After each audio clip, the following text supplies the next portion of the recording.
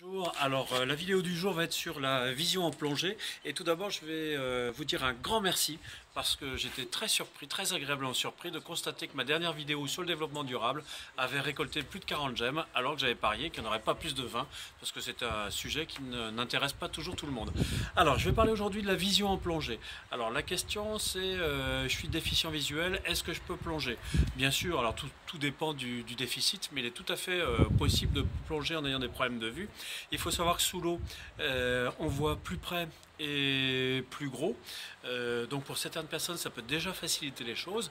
Et ensuite, dans le masque, on ne va pas porter de lunettes, bien sûr, mais on peut tout à fait avoir des lentilles correctrices, hein, sous réserve, bien sûr, de ne pas enlever le masque et d'ouvrir grand les yeux. Et encore, je l'ai fait avec des lentilles. Les lentilles ont tenu. Hein, donc attention, surtout si ce sont des lentilles permanentes. Donc il y a cette solution-là, les lentilles, ou alors tout simplement faire un masque correcteur comme j'ai ici. Alors vous voyez là avec l'âge, hein, c'est même un masque correcteur double foyer avec deux types de correction, une en haut, une en bas, hein, ce qui me permet de pouvoir voir à la fois de loin et de près pour lire un instrument. Donc ça c'est les solutions hein, pour quelqu'un qui est très handicapé visuellement.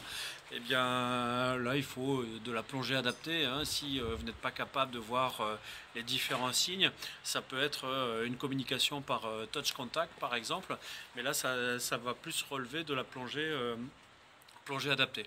Autrement, au quotidien, hein, tout simplement avec un masque classique déjà, comme les objets sont plus proches et plus gros, on a moins de difficultés de vision. Ensuite, vous pouvez tout à fait porter des lentilles.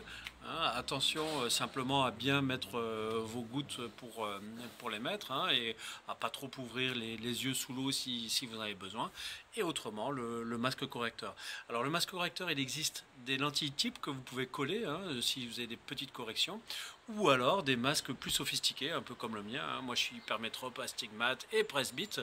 Donc là, avec un coût de fabrication qui est déjà plus élevé, hein, on parle de plusieurs centaines d'euros, sachant que pour faire un masque correcteur, vous pouvez vous rendre dans différentes boutiques qui vont vous proposer ça, qui travaillent généralement avec des opticiens.